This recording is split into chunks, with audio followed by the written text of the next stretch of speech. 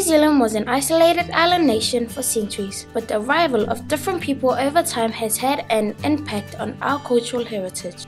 There is a myth that several thousand years ago, the first people to arrive in New Zealand was Kupe and his family. They brought things like kumara, potatoes, taro and pigs from Hawaii.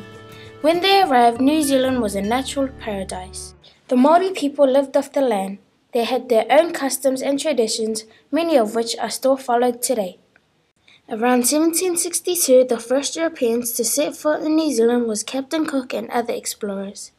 The next lot of Europeans to arrive in New Zealand were the sailors, whalers, traders, and missionaries. These people brought with them religion, the English language, weapons, and new equipment.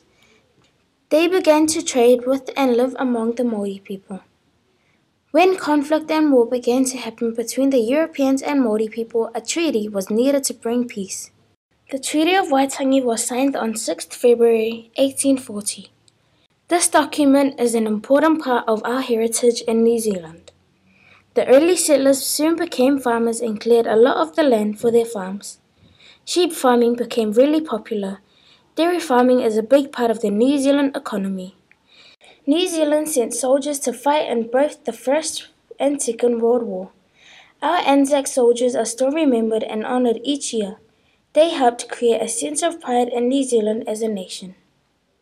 Since then, many other cultures have arrived in New Zealand, making it their new home. People have arrived from the Pacific Islands, Europe, Asia, and other parts of the world. These different cultures have brought with them their arts, customs, traditions, and language, which will be passed on to future generations. New Zealand is now a multicultural country, and it looks very different to how things were when the first people arrived. Technology has significantly changed how we live in New Zealand. Years from now, New Zealand might look very different in the future.